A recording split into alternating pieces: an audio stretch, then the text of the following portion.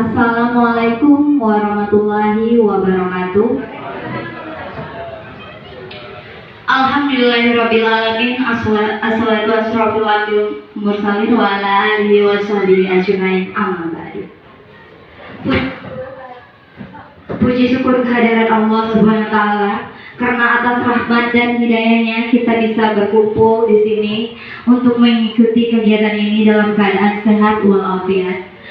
Tak lupa salawat berserta salam kepada yakni Nabi Muhammad SAW, dan semoga kita bisa mendapatkan syafaatnya di akhir nanti. Amin. Baik, Rita Hudin dan ibu bapak sekalian,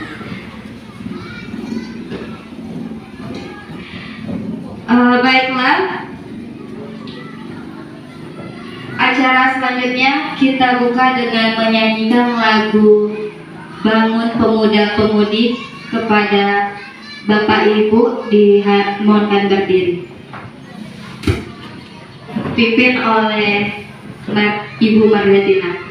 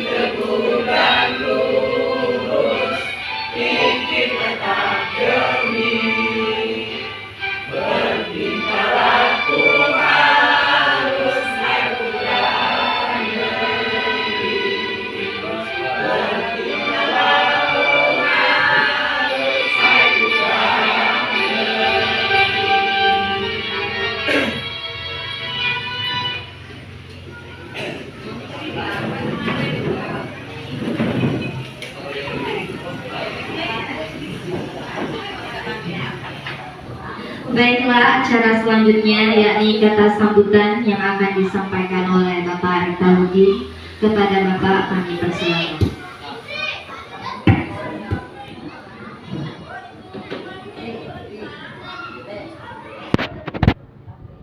Bismillahirrahmanirrahim. Assalamualaikum warahmatullahi wabarakatuh. Alhamdulillahirabbil alamin wassalatu wassalamu ala asyrofil anbiya'i mursalin wa ala alihi washabihi ajmain. Allahumma shalli ala sayyidina Muhammad wa ala ali sayyidina Muhammad. Yang sama-sama kita hormati Bapak-bapak, Ibu-ibu, rekan majelis guru, izinkan saya mewakili Bapak Kepala Sekolah menyampaikan sambutan pada hari ini dalam rangka kegiatan diseminasi calon guru penggerak angkatan ke-9 Kabupaten Indragiri Hilir, yang pada kesempatan ini calon guru penggeraknya adalah Ibu Triyanti SPD.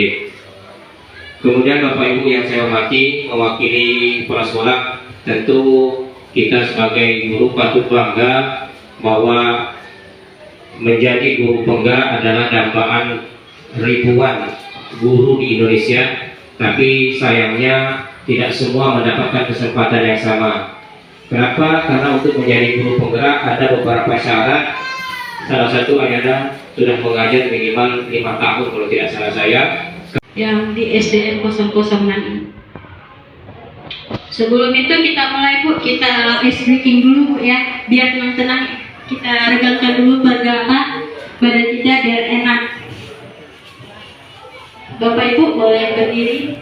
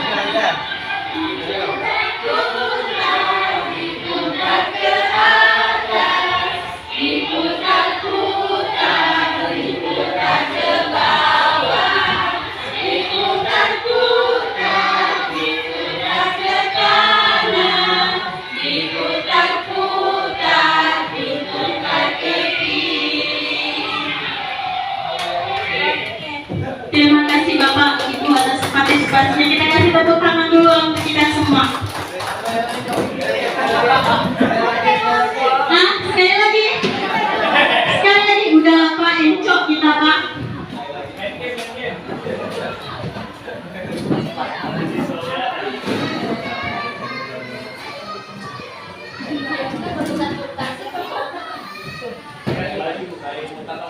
Udah.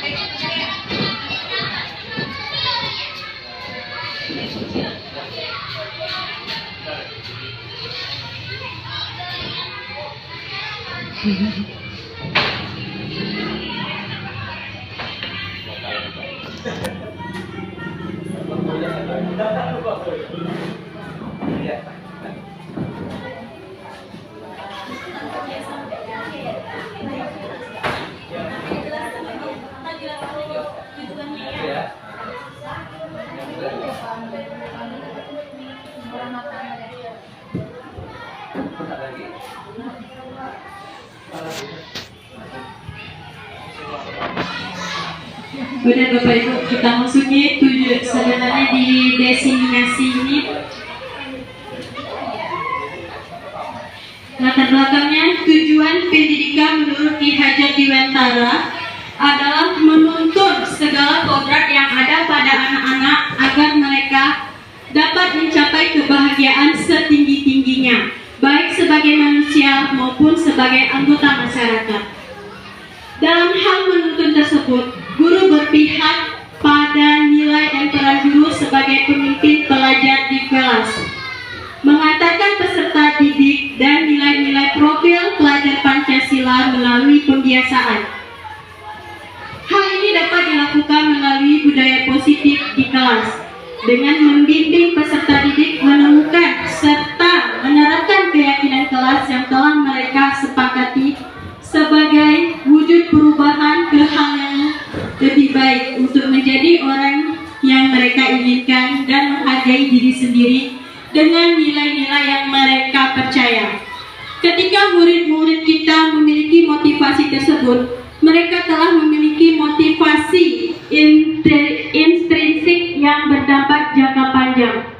Motivasi yang tidak akan terpengaruh dengan adanya hukuman atau hadiah. Nah, kebiasaan kita ini Bu, Pak, kalau anak menangkan suatu perlombaan, kita kasih hadiah. Sebenarnya Ibu, Bapak, itu yang hadiah yang kita kasih itu adalah secara tidak langsung hukuman bagi anak-anak. Hukuman misalnya yang juara, selama ini kita selalu menerapkan yang juara 1 mendapatkan hadiah buku atau apa, ya kan? Sebenarnya itu tidak boleh Bu, Pak, karena secara tidak langsung itu menjatuhkan mental anak secara. Dari perwujudan budaya positif di sekolah, maka akan memberikan dampak yang banyak untuk kehidupan masyarakat.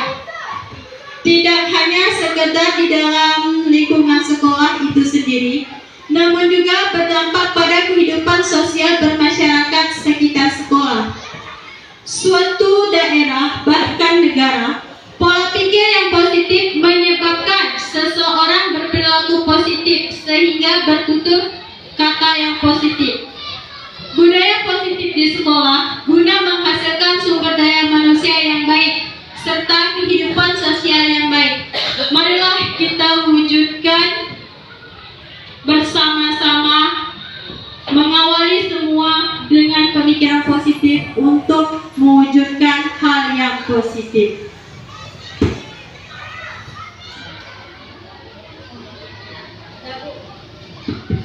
Ini dengan sekolah, maka diharapkan mampu menghasilkan lulusan berupa sumber daya manusia yang berkualitas, baik akhlak maupun ilmunya.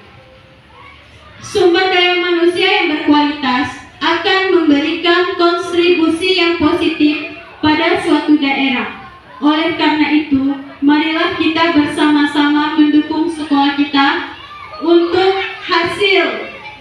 berhasil menciptakan sumber daya manusia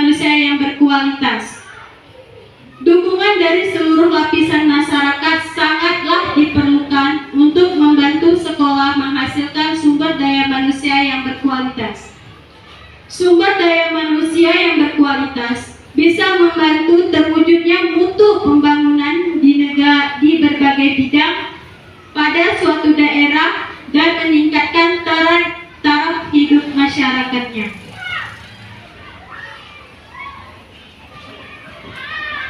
Apalagi di era sekarang.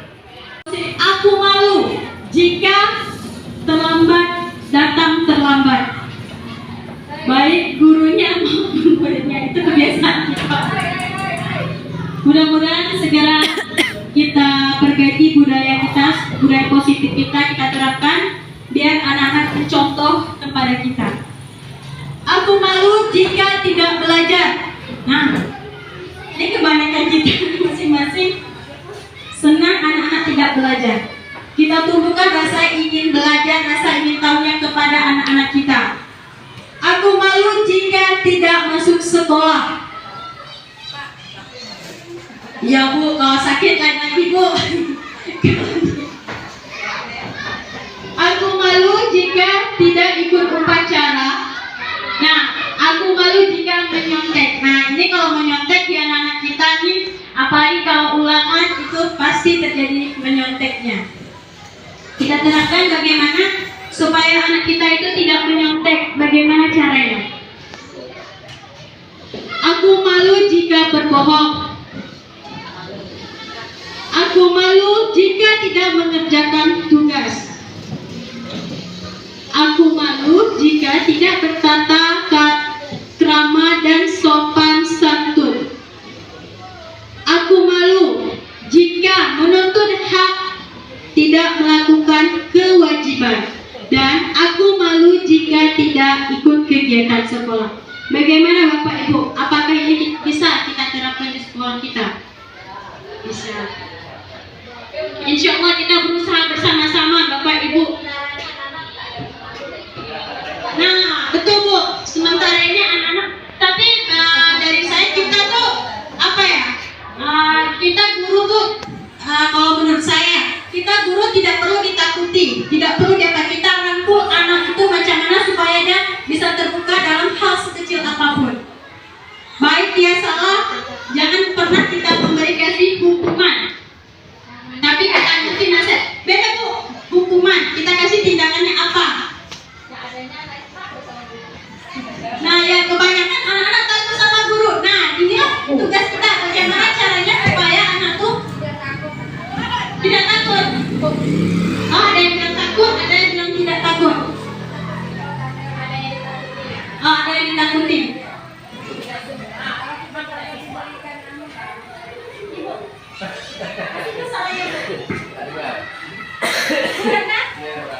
Oke, Bu Rana, kasih sarannya dulu. Sering-sering kita. Ayo. Bu Rana, aku. Oke. Kalau seandainya anak kita tidak beri hukuman, itu anak-anak itu tidak ada rasa tanggung jawab terhadap tugas yang kita berikan. Misalnya kita mengasih tugas, jadi anak itu tak mengerjakan. Ya, bagaimana kalau kita tidak mengasih hukuman? Nah, ini bagaimana Pak Butuh solusinya?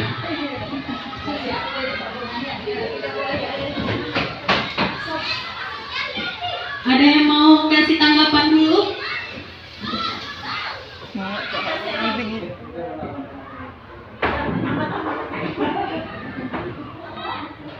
Oke, untuk hukuman ini mungkin hukuman yang mendidik, maksudnya kan gitu.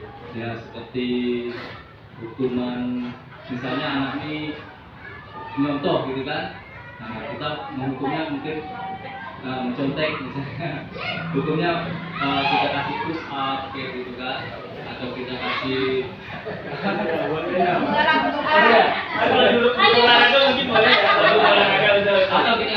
ya itu olahraga. Kalau guru lain mungkin suruh mencatat menyalin pembelajaran yang tadi mungkin sebaliknya menyalin di rumah gitu kan. Mungkin itu sebagai hukuman tanggung jawab dia karena dia sudah melakukan kesalahan, besok dia tidak akan mengulanginya lagi gitu. Mungkin yang bisa saya sampaikan. Terima kasih. Oke, terima kasih Pak. Ada lagi mau tambahan? misalnya kalau saya Pak Bu ya, kalau anak tidak ada diberikan hukuman,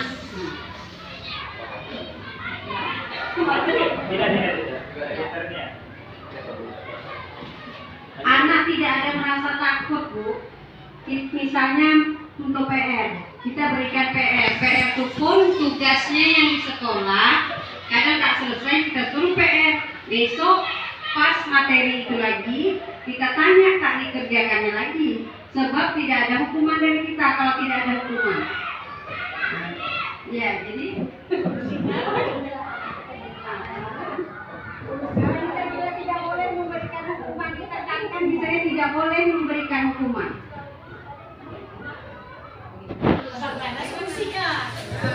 Oke.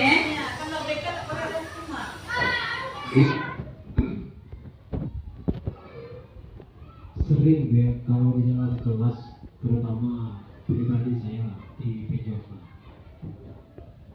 kalau tidak ada hukuman, anak ini berkelanjutan tidak akan mengerjakan tugas. Besok gitu, besok itu ditanya apa tak mengerjakan tugas.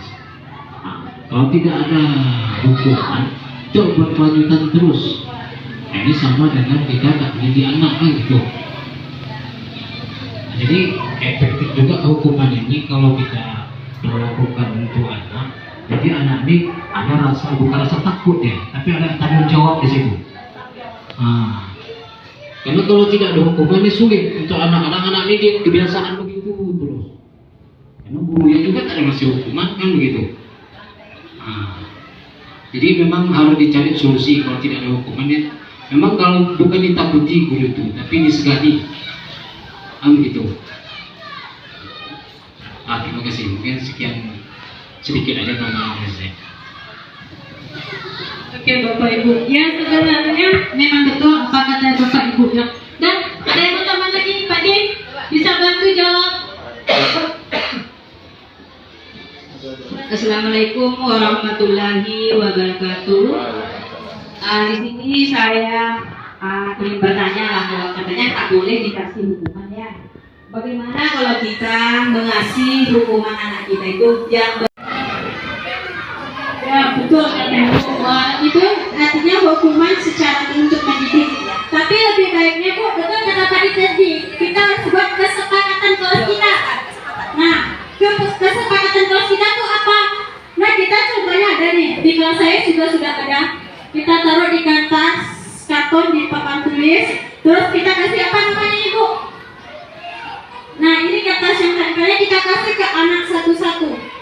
Kita tulis kesepakatan kelas kita apa dan siapa yang melanggar, apa yang harus kita lakukan, dengan catatan hukumannya tidak boleh menekan mental anak dan tetap berpihak kepada murid. Tidak Bu? Gimana Bu? Oke, alhamdulillah ya. Kalau dalam ini saya menanggapi yang bupati. Katanya misalnya ini anak dihukum kita suruh aja bagi surat pendek. Tapi menurut saya itu disesuaikan juga dengan kelasnya ya. Kalau misalnya kelas 6 disuruh membaca surat pendek, dia anak ini pas kebetulan suka membaca surat pendek, jadi dia lebih memilih surat pendek daripada mengerjakan PR. Ya, gimana? Takutnya gini ya, makanya menurut saya tidak bisa juga ke semua kelas, kayaknya kelas-kelas aja.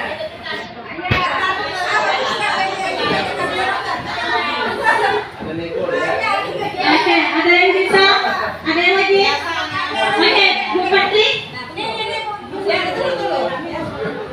Assalamualaikum warahmatullahi wabarakatuh. Belum tentu ya ibu-ibu, bapak-bapak, anak kelas 6, 4, 5, 6 belum tentu bisa semuanya membaca surat pendek. Contohnya ke depan setiap hari Bu. Paling-paling di dalam kelas tuh hanya 2 atau 3 orang. Nah itu ya, terima kasih. Tidak, bukan maksud kami kan tidak semuanya. Iya. Ada yang mengerjakan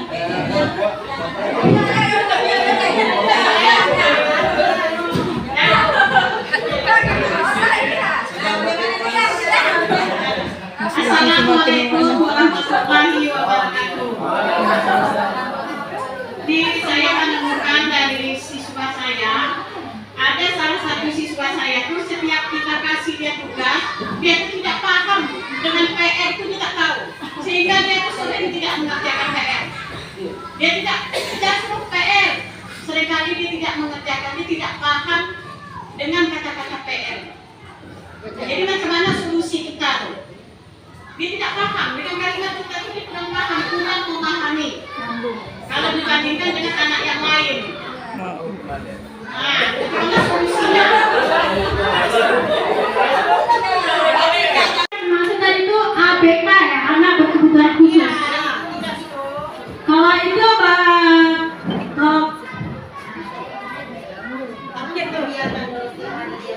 tahu mau Assalamualaikum warahmatullahi wabarakatuh. Di kelas saya ada anak yang cuma duduk, datang, diam, tak bisa apa-apa. Matanya melihat tapi tidak begitu jelas. Tidak ada yang bisa dilakukan. Gimana solusinya? Udah nggak tahu, udah belajar kayak mana, boleh nanya bidang studi, udah tahu caranya kayak mana lagi. Kalau disentuh badannya, taunya satu, itu lagi dua tahu. Nah, gimana tahu? Udah sekian, assalamualaikum warahmatullahi wabarakatuh. itu tadi sama Bu yang kita bahas tadi.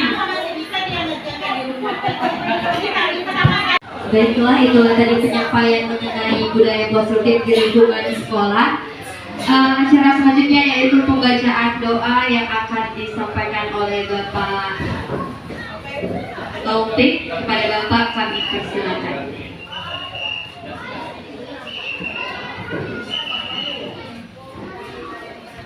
Bismillahirrahmanirrahim. Alhamdulillahirrahmanirrahim. Wassalatu wassalamu ala asyrafil anbiya'i wal mursalin sayyidina Muhammadin wa ala alihi wa sahbihi ajma'in. Rabbana atina fid dunya hasanah wa fil akhirati hasanah wa qina adzabannar. Subhana rabbika rabbil izzati amma yasifun wa salamun ala mursalin walhamdulillahi rabbil alamin.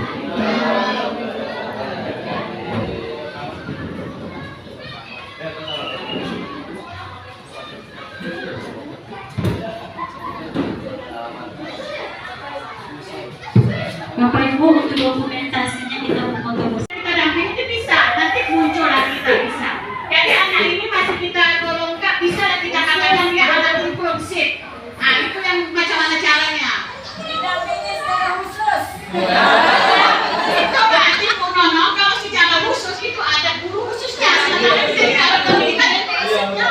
Kita tidak ada pendidikan. Kita tidak ada pendidikan anak yang inklusif. Kita anaknya anak yang normal.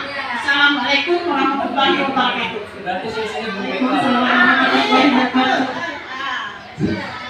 Saya melanjutkan dari perkataan Ibu Yus tadi ya. Ini kita melihat dengan sendirinya ya di setiap kelas. Karena kita berdiam diri aja melihat. Jadi kita berikan tugas ke anak itu PR, namanya PR, pekerjaan rumah. Akhirnya yang tadi bukan PR, PS, pekerjaan sekolah.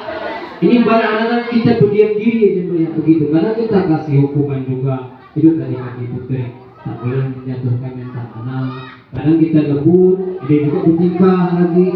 Kadang kita berlebih-lebih, disebut menjatuhkan mental anak. Ini kita harus mencari solusi bersama ya. Macam mana ya? Terima kasih. Assalamualaikum warahmatullahi wabarakatuh. Ya, ada lagi Bapak Ibu.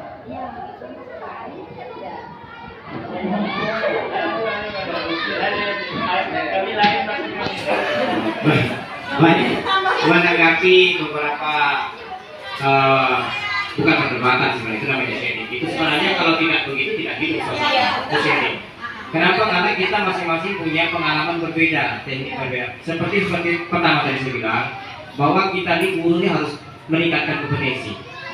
Kalau tidak belajar kita, tidak tahu teknik, tidak pernah belajar, hanya berada pada zona nyaman sekarang, bukan zona nyaman dan aman sekarang, maka tidak tahu perkembangan bahwa oh ternyata setiap permasalahan seperti ini sudah ada meneliti begini cara solusinya.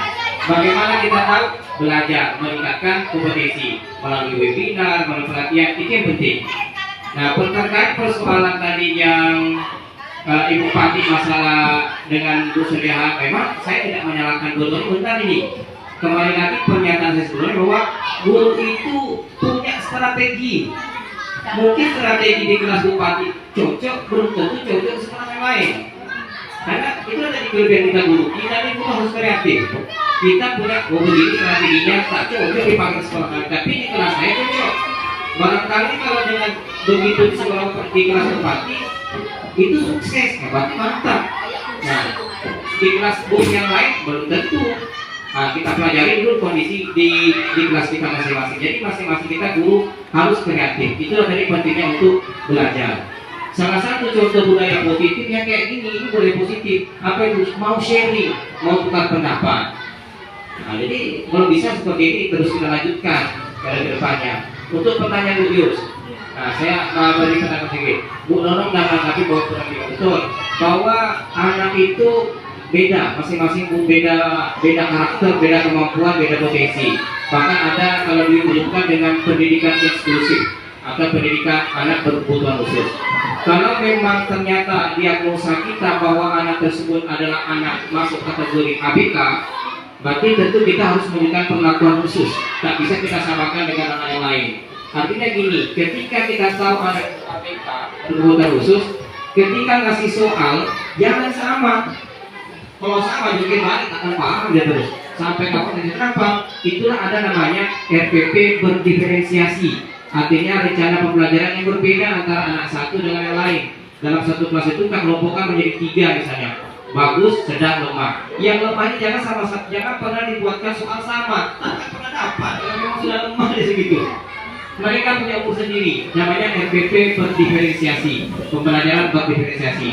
Dari mana kita tahu anak ini mampu tidak mampu? Ketika pelajaran ajaran pertama sekali kita masuk kelas, kita masuk berhadapan dengan siswa kita yang baru, kita melakukan namanya diagnostik siswa, ujian asesmen diagnostik siswa. Di situ kita dapat oh anak ini ternyata masuk kategori bagus, sedang, dan lemah. Nah, pertanyaannya adalah yang kita balikkan kepada diri kita sendiri. Saya juga begitu. Karena kita tidak sempat untuk melaksanakan berdiferensiasi ini. Bikin soal satu saja itu tak kuat-kuat, apalagi harus membuat 3. Ya secara teori yang pemerintah bilang harus bikin, tapi jelas banget ya pandai-pandai ya.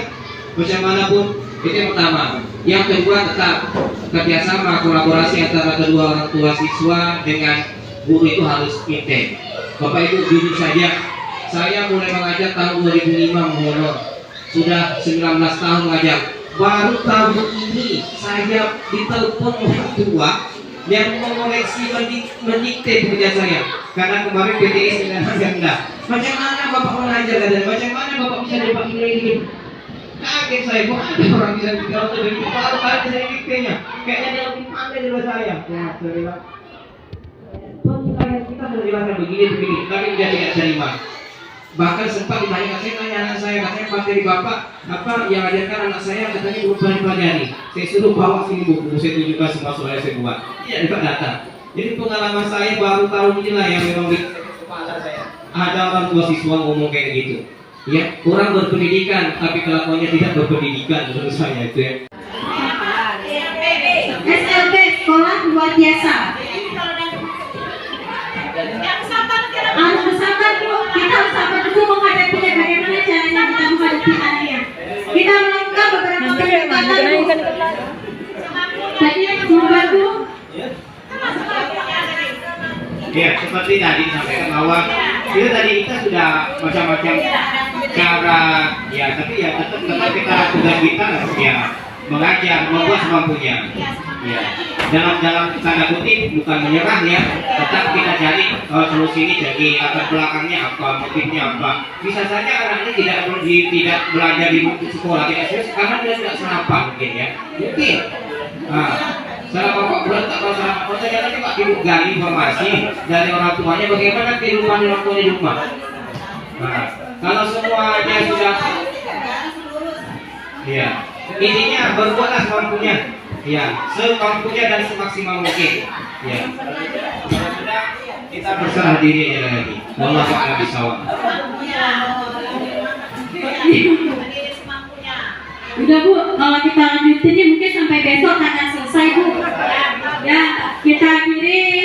Saya minta maaf juga mungkin materi saya. Apa? Allah Robbi, kita lanjutkan. Terima kasih. Saya minta waktu sebentar saja, tidak terlalu lama. Daripada nanti penasaran kan? Di awal tadi statement dari Bu Tri menyatakan bahwasanya pemberian hadiah buku kepada siswa itu akan berdampak kepada mental anak. Kalau ini bukan saya protes ya, tapi saya sedikit menyangka. Kalau kita menyampaikan tidak ada pengecualian, nanti akan berdampak kepada guru penggerak. Yang pertama, guru penggerak pembelajarannya seperti itu. Ya, ketika memberikan hadiah, sudah berdampak kepada psikis atau mental anak. Saya rasa ini perlu diluruskan. Barangkali disampaikanlah ada beberapa pengecualian. Yang pertama, reward itu salah satu motivasi kepada siswa. Nah, tetapi ada batasan-batasan yang memang perlu diperhatikan. Terutama barangkali yang perlu dibatasi adalah hadiah yang diberikan itu berupa hal-hal yang bisa dimanfaatkan siswa, terutama buku yang sudah dari zaman dahulu itu sudah dilaksanakan. Kemudian berupa bentuk-bentuk yang bisa membangkitkan atau membuat kreativitas siswa. Nah, yang dibatasi itu berupa hadiah-hadiah yang mewah. Saya rasa itu. Nah, selain hadiah, reward yang perlu kita berikan itu adalah barangkali kalau siswa kelas rendah bolehlah bentuk pelukan, kasih sayang, atau tepuk tangan, jempol, barangkali pujian-pujian, sehingga itu akan membangkitkan rasa percaya diri siswa. Nah, saya rasa itu Bu Putri, saran saya menyampaikan paling tidak ada pengecualian yang tidak hanya sebatas memberikan statement bahwasanya memberikan hadiah itu akan memberikan dampak yang negatif kepada siswa. Saya rasa itu. Terima kasih. Assalamualaikum warahmatullahi wabarakatuh.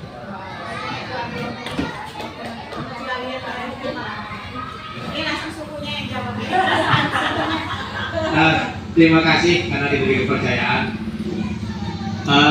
Yang disampaikan Bu Tri tadi, statement tadi, karena ini menyebut guru penggerak, statement tadi itu sebenarnya tidak utuh. Artinya tidak utuh. Ibu Tri hanya menyampaikan bahwa setiap hadiah itu sebenarnya bisa merupakan hukuman. Nah, sebenarnya di dalam materi guru penggerak ada namanya materi reward and punishment, penghargaan dan hukuman. Nah, apabila anak selalu kita iming-imingi, bahasanya iming-imingi, kalau dia menang dikasih hadiah, lama kelamaan kalau kita tidak betulkan konsep pemikiran di mindset ini, anak-anak hanya akan bekerja kalau hanya diberi hadiah. Iming-iming tadi. Kalau tidak ada hadiah, tak mau bekerja. Contoh, anak-anak siapa bisa menjawab pertanyaan ini, bapak kasih nih coklat. Terus kita lakukan, anak menjawab. Besok anak-anak siapa bisa jawab ini, yuk. Anak tidak apa, coklatnya mana? Nah, coklatnya mana? Artinya bahwa punishment itu atau penghargaan itu, reward itu bisa berbalik menjadi hukuman sebenarnya bagi siswa. Hukumannya maksudnya apa? Hukuman karena siswa tidak bisa lagi bekerja secara keinginan dari sendiri, tapi hanya mengharapkan reward. Dia bekerja atau berprestasi bukan karena keinginannya, tapi karena mengharapkan reward. Mungkin bahasanya kayak gitu. Kalau jenis reward, apa yang disampaikan Pak Andri sudah betul. Tidak semuanya reward itu dalam bentuk barang, bisa dalam bentuk tindakan, senyum, tepuk tangan, pelukan, dan sebagainya, itu adalah reward. Dan yang paling harus kita hindarkan itu adalah punishment, hukuman. Hukuman itu yang harus kita ubah agar punishment itu tetap berpihak kepada murid, tidak menuding murid. Jadi sekali lagi pada kantin tadi itu saya tidak katakan salah, tapi kurang komplit, tidak utuh. Nah, utuhnya kayak gitu. Apabila siswa selalu diberikan hadiah dalam berprestasi, kalau tidak dijelaskan mindsetnya kepada siswa tujuan itu akan berubah, itu menjadi hukuman bagi siswa itu sendiri. Karena selalu berpikir bahwa apapun yang saya lakukan harus ada hadiah. Tidak ada hadiah, tidak ada saya lakukan. Nah, gitu. Kira-kira kayak gitu. Terima kasih. Ya, tadi saya kurang menyampaikan begitu lengkap. Memang sih memberi hadiahnya itu tidak berupa barang atau apa, dengan segala pelukan atau apa pujian itu sudah termasuk hadiah, Bapak. Udah, ada lagi. Kalau kita bahas ini sampai besok Pak, Bu, tak akan selesai. Kasihan anak-anak kita terlantar di luar sana.